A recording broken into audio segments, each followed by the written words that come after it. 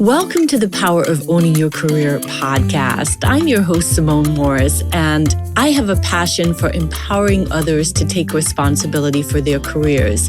Yes, I've written several books on owning your career and am loving hosting this podcast. This podcast is for you if you're willing to make a shift to the driver's seat in your career. We feature leaders who inspire, empower, and motivate you for consistent career action for results. Please continue to join us every Sunday when a new episode is released. Let's get into this week's show.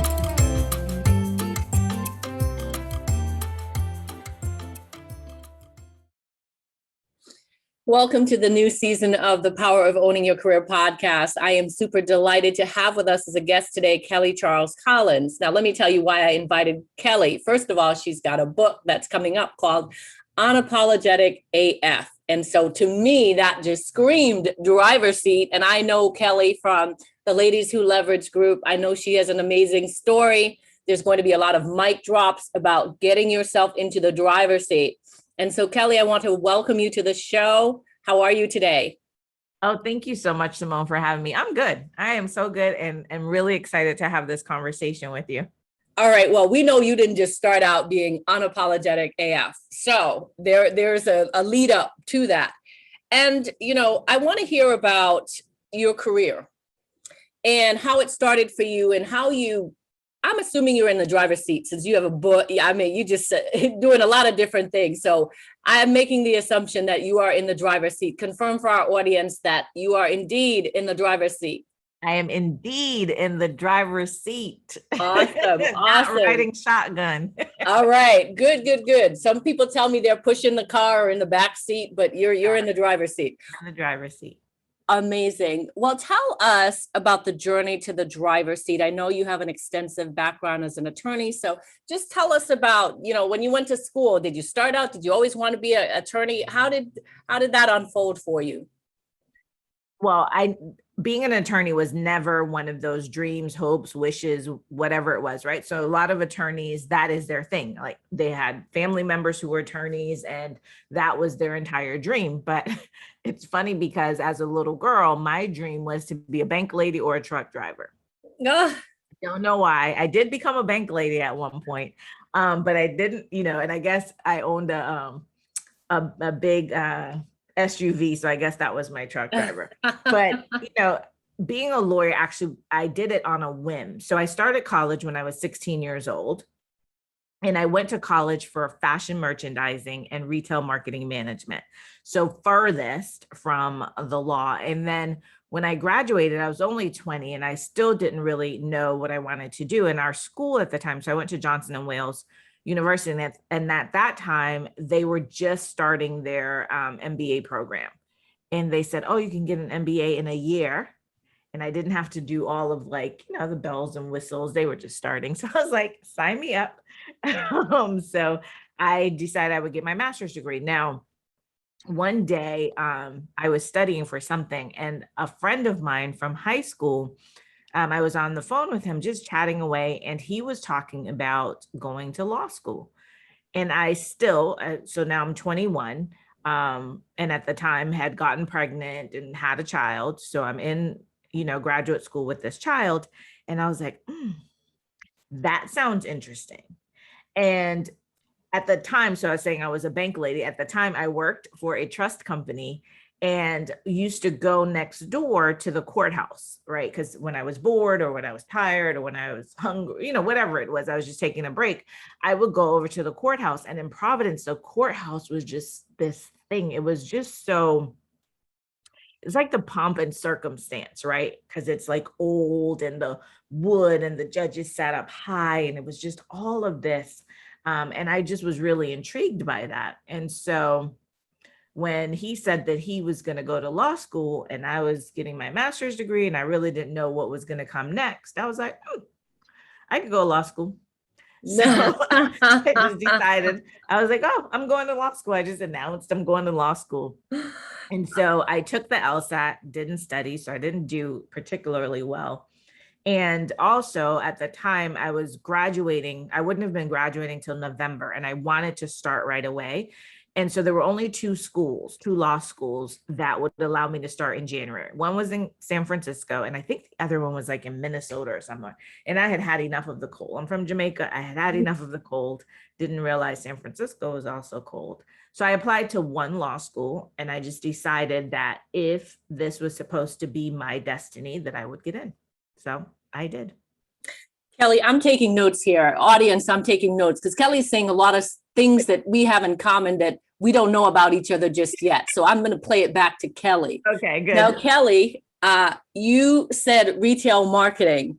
Uh-huh. And I want you to know, Kelly, that I have a degree in retail marketing. You do? I do. My aspirations in the early days was to be a buyer. So I have a marketing degree with retail marketing, retail management, and I had enough of retail. So that's another story. But I wanted did to be a buyer. Yes, yes. And Kelly, I applied to 2 colleges, and one of them was Johnson and Wales. So I almost went to Johnson and Wales. And of course, I'm Jamaican, audience. So, lots of good stuff here. I love that you went ahead anyway. Most people don't say they did it on a whim because it's a lot of hard work. It is a lot of hard work. So fast forward, you became an attorney. And so what was that like for you? It was interesting. So when I went to law school, I knew that I wanted to be a public defender. So I did a lot of internships around being a public defender. I actually had the opportunity to work on a death penalty case, and actually go to death row and visit the inmate on death row. So that was really exciting. And so I started my practice as a public defender. So I was a public defender for 3 years before I transitioned into civil practice doing employment law. Wow. My kid, this interview is not, I was about, did he get off? Anyway. No, he did. He's still, I think he's still alive. I looked it up the other, like maybe a year ago. But I think he's still on death row. Okay. All right. I'm going to switch gears because, okay. So Kelly, I don't know if it's 2 years or so ago, you made a major shift in your career. Tell us about that, because that seems like a pivotal move to the driver's seat as well. Yeah. It's interesting. So throughout my career as a lawyer, I've always done different things. And I think it's because I never set out to be a lawyer, right? So there was always things. I was always teaching. I've taught law school. I've taught, doctoral programs. I've taught I've taught the police academy, corrections academy. So I was always doing something throughout my career as a lawyer. So in 2019, that's when things really shifted to where I am now. So in 2016, after working on a case with another firm, they asked me to come work for them in Tampa. So I moved to Tampa and I worked for the firm for maybe about 3 years. But in the time that I was there, I started thinking about how could I transition out of the practice of law. I had been a trial lawyer for 20 something years. I was tired. I wanted to do more. I wanted to be able to speak out. I wanted to relieve myself of some of the restrictions that I had being a lawyer. And so I started thinking about what it is that I could do. And the thing was that I wanted to be a professional speaker, because then I would be able to talk about the things that I wanted to talk about. I could leverage my expertise as a lawyer. And so I started building that underneath, the practice of law. I wrote my book, I did my TEDx, all of that while I was still practicing law. There came a time at the firm where I realized that I wasn't the only one planning my exit, right? That they too were planning my exit. I don't know that they knew that I knew, right? But I'm a very observant person. So I was watching what was happening instead of listening to what they were saying to me. And so I'll give you a quick story. One day they called me they had the HR, quote unquote, HR person call me into the office, and he started talking to me. And I said, okay, let's cut the bullshit. I said, you and I both know that I'm going to leave. It's either on your time or mine. So let's stop playing games, right? Because I wanted them to know that I knew. And so, I just kept watching what was happening and at the same time planning what I needed to do, which is very tiring because obviously I was a trial lawyer. I worked all day and then I would come home at night and do all these things. And so then October 22nd, 2019, I went to work. And when I got to work, a voice told me to turn around. I don't know where it came from. It just said, turn around. And so I turned around in my office and all I could see is like the back wall. So the back wall of my office had all my degrees, all my, whatever it is. And I was just looking. And then all of a sudden, I just said, like, I verbalized this out loud and I just said, my freedom papers. Again, don't know where that came from. Turned back around and went back to work. And then a few hours later, my phone buzzed and they asked me to come into, one of my partners asked me to come into his office. And before I left, before I went to the office, I just said, today is the day. And I just realized that that was the last day, right? That day I was going to lose my job, but I was at such peace, right? And so, I went into the office. They told me they could no longer afford to pay me by the end of the year. I wouldn't have this job, blah, blah. But I was peaceful. Like I was just, I left his office and I went to Party City because I was planning my mom's 80th birthday. And I just went about my business. And it's not that it wasn't, I don't want it to seem like, oh, it's just nonchalant. I mean, I was making a lot of money, but I had gotten to the point where I just realized that, and this, Simone, because I talk about this a lot in Ladies Who Leverage, like we just weren't in alignment anymore.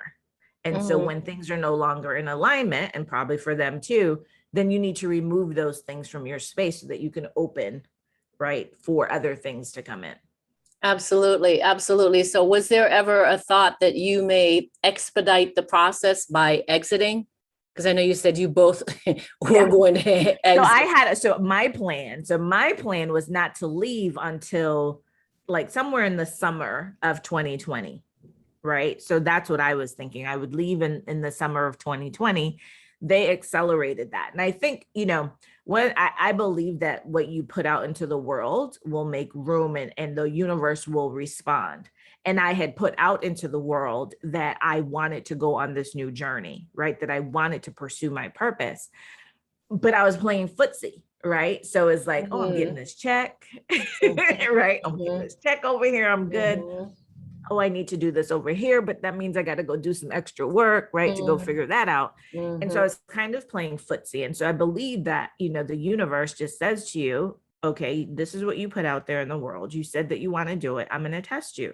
So either go do it or go back to practicing law. And that's not what I wanted to do. And, it in January of 2020, at that time, we didn't really know about the pandemic. And so, I started on this journey of professional speaking, and it was scary. One, because I had not really planned financially, right? And that's why I didn't want to leave until August. But I was just like, yeah, billable hours, the stress of practicing law, or taking that stress and trying to pursue my purpose. And I just decided I was going to pursue my purpose. I can practice law anytime. Right. You've got that skill. No one can take it away from you. So let me ask you a question. Based on your experience, a lengthy career, you still have one today in a different chapter. What is your formula for successfully owning your career? What are the key ingredients, would you say? I would say one is to take the detour, right? It's one of the things that I talk about in my new book, and to understand that life is not linear and things are going to happen, right? And so when those things happen, another thing that I always talk about is sit, don't stay. So I lost my job. Yes, I had to come to terms with the fact that I lost this job and I had to go do something else, but I couldn't sit there and wallow in that. I had to move. Right? I couldn't stay there. I had to go do something. I had to go make money. I had to go figure out what I was going to do. And just really understanding that I own my power, that I am in charge of what happens to me in life. So I can either let things happen to me or happen for me. And so, when I was 16 and I went off to college, and then I got pregnant at 20. And when I had my son at 21, and being told that, at $340 a week, you make too much money, to get food stamps. You make too much money to get childcare. And so that meant that there were days that I had to take my son to work in his carrier and put him under my desk. Right. And that my car was repossessed and, all of these things at that moment. And I just realized that people just had too much control over what was happening in my life, and that I had to take control of that. Like I had to start to just stand up for me, show up for me. And I did a keynote several months ago, and I was talking about the fact that I knew that I had to show up for me because one day I'd have to show up for you. Because I always believed that my purpose is to be the light for others to stand in their greatness. And so I have to be that person to stand up. And it's not always easy, right? It's not like, oh, just like always on point. No, there are days I'm crying. There are days I'm scared. There's days I'm like, oh, what the heck is going on? But at my core, I believe that I'm powerful. And so because at my core, I believe that I'm powerful, whenever I start to go off, right? Whenever I start to get out of alignment, I can come back to my center and understand that you're powerful. So do what you need to do to stand in your power. So many great nuggets. We're going to take a quick break and come back. And when we come back, Kelly, I want to hear about resources that helped you when you got to that point, to just take off. So let's take a quick break and we'll come right back. Hi there. I hope you're enjoying this episode. This interview is amazing. I do so love it. I want to just jump in and let you know a couple ways that you can work with me. First of all, you can always go to connectwithsimone.com and it will give you the opportunity to get to my books, website, etc.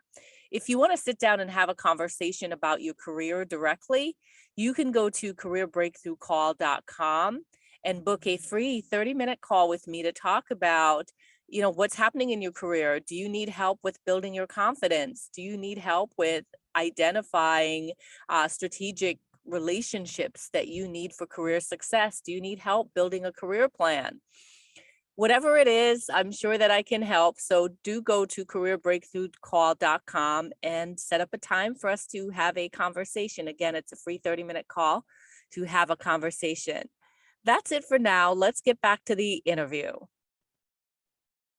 We are back. And before the break, Kelly was telling us about stop playing footsies and, get your freedom papers, take the detour, sit, don't stay. A lot of good information. And we want to keep the conversation going. So in part 2, let us get to the resources, Kelly. You talked about really stepping out on faith. What I loved was I could totally relate because I call it half stepping. And when you can't pick the path that you want to go down, and so you're playing in two places and things don't really pop off until you choose the lane that you want to go in and you start driving down that lane. Yeah. So once you made the decision, you start driving down that lane, what are some of the resources that you found to really be game changers for you, to help you to accelerate your career success? Yeah, for me, it really was about people, Simone. So when I decided that, okay, this is what I wanted to do, I wanted to be a professional speaker. You're still practicing law full time. I was like, okay, I started looking for an association of speakers, right? So I found the National Speakers Association, joined their academy because I wanted to put myself in the space where people were who were doing what I was doing. Obviously, as a lawyer, I had been speaking for 20 something years. So it wasn't about how to speak. It was to understand the business of speaking, right? And so I joined that association, which, in there, I met a lot of different people. And on this journey, right, of being a professional speaker and where I am now around Ladies Who Leverage and being the founder and CEO of that global network, it really has been about people and finding the coaches that can help me. And one of the things that I did in looking for coaches is that I always look for someone who is where it is that I want to go. So what is my vision? So I have to be very, very clear about the vision. And then I go and find that person who is doing what it is that I want to do. Not somebody who's where I am, right? Not somebody who was, right? Where I want to go, right? I want somebody who is doing what I want to be doing. Right. And that has really been a game changer for me in getting the right coaches to help me to, along the way. And, I started out with one coach who kind of just helped me understand a little bit more about the speaking business and, try to get some of my stuff in order. But again, it was still not where I needed it to be. But she actually does, she was in the space that I wanted to be in. But what I saw from her is that it was possible, right? What I was thinking about, right, was possible.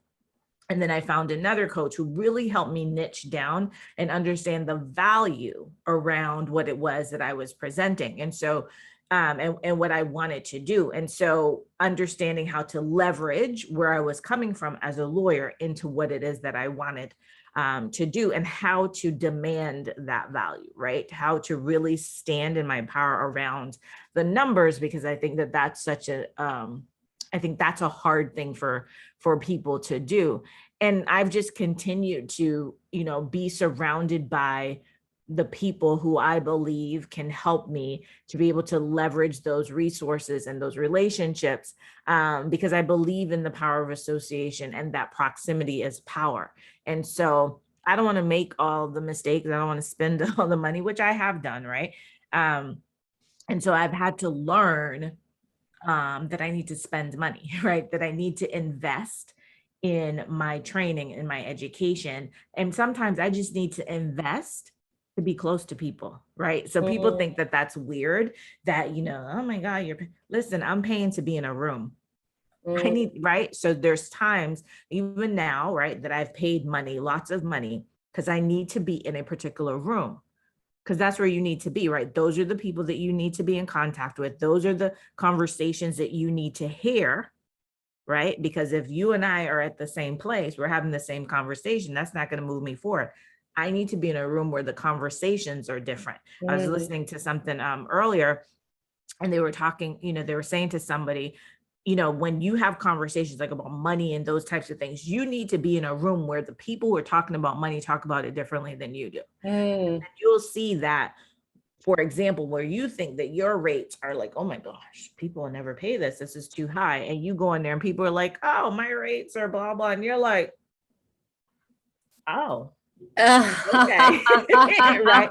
So it's about seeing the potential and being able to visualize yourself in that space. And so that has become very, very important to me, to put myself in those spaces and around those people. That's an astute observation that's not taught. And that's something that you learn along the way. And I imagine, because we both have a Caribbean upbringing, that the culture impacts. It's like almost like a clash, because I'm thinking about myself and what my mother taught me about money and how I act with money now. And so it's a bit of unlearning to embrace the newness and opportunity. I love the word you use, investment. Yeah, it's funny because my dad has always said to us, like, you can't take it with you, right, in terms of money. And so I'm not the best with money. I used to spend money. I don't have that. I don't have a scarcity mentality with regards to money. What I will say, though, is I don't have a scarcity mentality in terms of spending money. But one of the things that scares me to death is financial insecurity. And so when I always say, when my money is funny, then I am like the worst person to be around, because I'm like, okay, what is going on? And then I get like mired in all of these things. And so I think for women too, the money conversation is a difficult one, right? What are your rates? How do you demand them? Wow, really? Can I charge that amount of money? And just having those conversations. And like you said, what is our upbringing, and what were those stories that were told to us about money? And seeing that those stories and those things, and you think, like, people say money don't grow on trees. Do you have, you have McDonald's money, right? The Caribbean things are showing up. Right. And so then you don't realize that as you get older and you think about investing in different things, that those statements, right, really dictate and drive what you think about how you invest or not invest money. I want to ask you to talk to our audience, talk to the people that are in corporate and talk to the entrepreneurs who are on the fence about coaching, because I believe I'm a career coach as well. I believe that coaching is a game changer, but I didn't know that when I had my time in corporate, and I wouldn't dare think of, when I think about how myopic I was, I that sounded like a luxury that the corporation should pay for. But we're talking about you need to make the investment in yourself, even if your corporation won't spend the money on you. So talk to us. What advice would you give to the person inside the corporate walls and externally as well? Well, I think you hit the nail on the head, right? It doesn't matter where you are in your life. It doesn't matter if you are a W-2 employee or you are an entrepreneur. This is about personal and professional development. And as I said, I'm responsible for myself. I own my power. I get to choose, right? And so I had a conversation. It's funny. I had a conversation when I was still practicing law and thinking of venturing out and saying, what I fear is financial insecurity. And the person said to me, you're the most financially insecure you are right now, being in that space, because when they decide it's time for you to go, you have to go, right? And they're not going to worry about all of those things.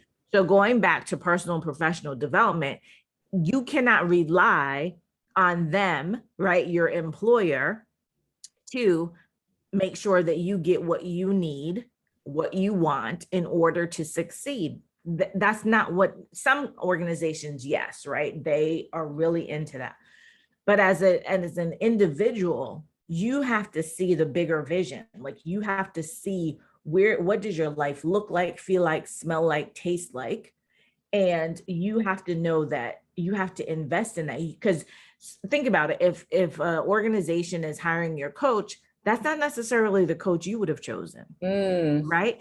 And that coach may be, trying to coach you towards a particular thing. What if what you want to do is be coached on being an entrepreneur? You want to be a side hustler, or someday you want to transition out of corporate. Believe me, the corporation is not hiring a coach to help you do that, because they don't want you to leave. Right. And so you have to really be personally responsible for your own success journey, and you have to invest the money. And I know, because I had these thoughts, like, man, I'm going to take these thousands of dollars and give to this person, which means that it's out of my bank account. So I don't have this money. But what I had to realize is that even if I decide to keep this money, I'm going to be in the same place or worse off in the next 3 months, because I still don't have the knowledge. I'm still making mistakes. I'm still wasting my time when I could have invested that money, not had to do all those mistakes, right? Collapse time and be able to be in a different position, because that person will be teaching me different things and helping me to move forward. So, part of it is choosing the right coach, right? So not just any coach, but choosing the right coach, so that that is an investment. And even, I think, Simone, even sometimes we invest that money and then we're like, I didn't get what I thought I was going to get, but you always get something. You always get something. And so the lesson may be that you weren't diligent in your, search and figuring out, was this the right person? Or maybe there just wasn't the right fit. Or like for me, I entered a coaching program to learn how to be a coach, paid the money, developed the coaching program, and then decided, no, I don't want to be a coach. Right. So that I paid to get that lesson, because that was important, because I was thinking, right, because people were saying, oh, you should be a coach. Kelly, you should be a coach. You coach us all the time, blah, blah, blah. And I'm like, no, I'm more of a strategist, right? So, but I was like, people kept saying I need to be a coach. So I went and I did that. And what it clarified for me is that I don't want to do that. So I invested that money. It was well worth the investment, because it clarified for me that that's not the space I want to be in. I love what you're saying. It makes so much sense. You've got to try different things, and risk is a big part of your career. You have to have an appetite to bet on yourself and to take risk for greater gain. So love what you're saying, Kelly. Yeah. And that is really a big thing, right? To take risks, take calculated risks. Sometimes they're not so calculated. Sometimes you just take them. But I always, you learn from everything. They become lessons. They're part of the journey. The bumps, the bruises, the scrapes, the cuts, they're all part of the journey and make you who you are. And as I heard somebody say that, your life is a masterclass for somebody else. And so when you have these bumps and bruises, so I can share with you these things, right, about these things that have happened in my life, because as we just realize that talking to each other, we have similar journeys, right? And so sometimes we think we are the only one or nobody would really understand. And in sharing, which is why it's so important, in sharing, then people realize that they are not alone and that they can get past all of those things. You can get past being on welfare and having your child under the desk and having them on top of your desk while you're in school and having your car repossessed and, losing 2 6-figure jobs and still making multiple 6 figures. You can do all of those things. You just have to believe that you could do all those things. What a wonderful way to end. Kelly, this has been an amazing interview. I so appreciate it. Well, tell us about the book and tell us how to stay connected with you if listeners would like to do so. So the book is Unapologetic AF, 34 Ways to Unleash Your Inner Badass. And it's really my Kellyisms, I call them. So there are 34 of my Kellyisms that have gotten me through life. For speaking, if you want to talk to me about speaking or connect with me about speaking, go to kellycharlescollins.com. If you're an entrepreneur, female entrepreneur, or a side hustler, or a corporate professional who's looking for a tribe, a squad of women who are going to lift you up, support you, and hold you accountable, then go to ladieswholeverage.com. Wonderful. And I can attest, Ladies Who Leverage is fabulous. And so is Kelly. Kelly, thank you for being a guest on the Power of Owning Your Career podcast. I sincerely hope that you enjoyed this week's empowering career story on the podcast. If you did, I'm going to ask you to do me a favor. Wherever you listen to the podcast, be sure that you are subscribing and that you rate and review the podcast. It's so important as we continue to spread the word of career empowerment. In addition, you can head over to the LinkedIn platform and join the Power of Owning Your Career discussion group. There you can have access to the guests who have been on the podcast, as well as others listening to the podcast, as well as myself, where we can continue the conversation. I hope to see you on that platform. You can also email me at pooyc@simonemorris.com if you have a suggestion for guest or a message that you want me to hear personally. Thanks so much, and make it an inspiring, empowering week in your career.